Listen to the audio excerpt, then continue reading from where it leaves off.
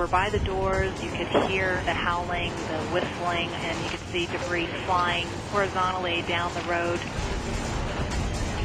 We basically chased the storm ashore just east of New Orleans, Louisiana. We found about 100 miles an hour of wind on the west side of the storm, about 145 miles per hour wind on the east side. Did a year in Afghanistan, a year in Iraq.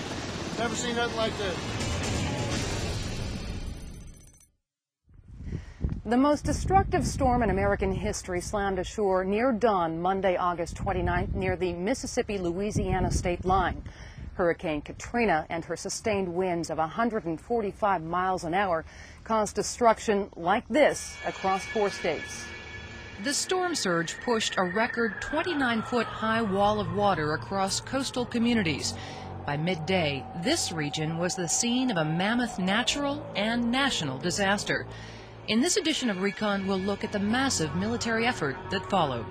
I thought I would never see in my lifetime a disaster of biblical proportion. The devastation was horrific. Katrina flattened homes and businesses along the coast from western Florida to Louisiana. Railroad cars, tractor trailers, and even buildings were tossed about like matchsticks. With electricity and communication systems out, people weren't even able to call for help or report the scope of the disaster. National Guard forces, some of them pre-positioned, hurried to respond. But roads in the most heavily damaged areas were impassable, blocked by debris and uprooted trees. Early efforts were directed at finding and rescuing the thousands of trapped people.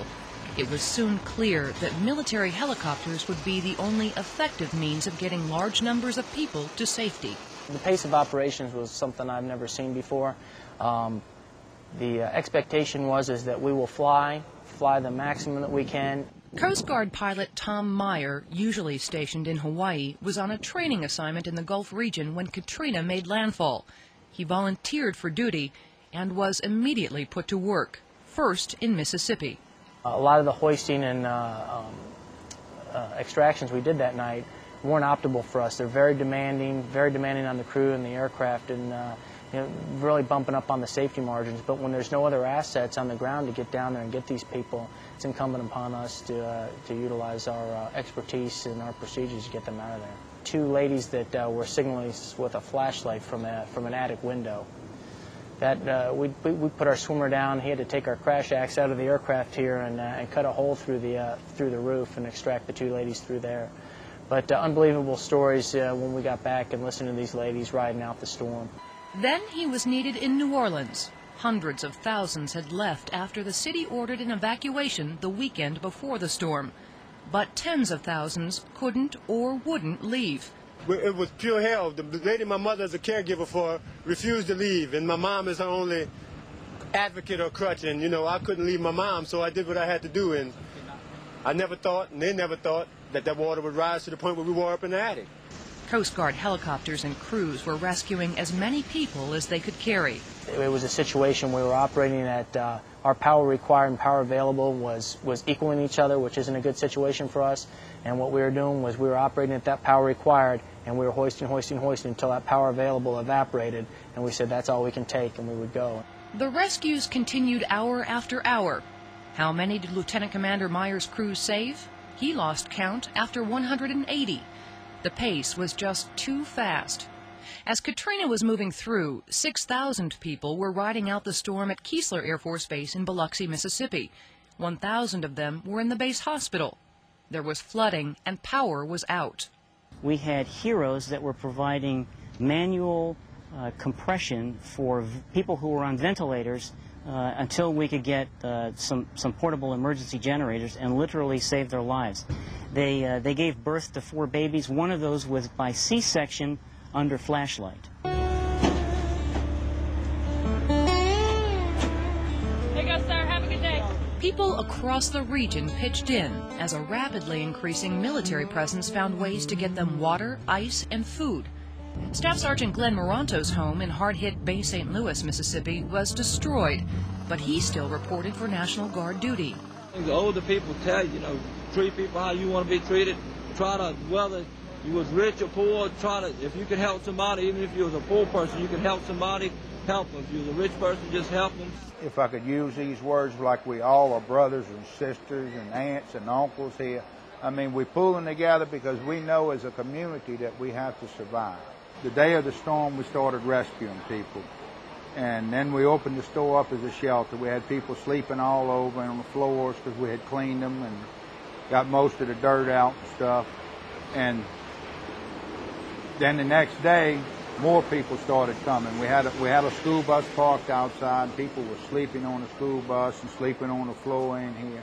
And everybody was hungry and thirsty.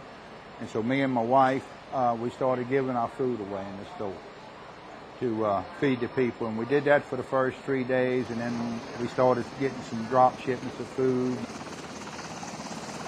We're trying to get to remote areas that the big convoys can't get to, that people may still be isolated, or they can't get to a relief point due to no vehicle or no gas in those vehicles. So it's helping out the smaller communities and little pockets of people at evacuation centers across 3 coast counties.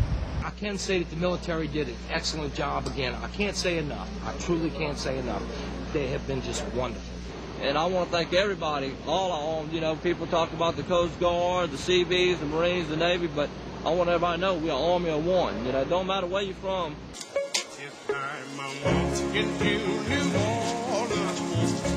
These National Guardsmen are from Wisconsin, these are from New Mexico, and these are from Arkansas. More than 40,000 Guard members from 40 states headed for the Gulf region. They were called up under the Guard's Emergency Management Assistance Compact, which allows the loan of troops and equipment to states in need of extra help. In its role as a state militia, the National Guard can perform police duties, something federal forces are forbidden to do by law. And with a brief outbreak of lawlessness in New Orleans in the days after the storm, extra police help was needed. Get out of here! That's when we started flowing military police into the theater.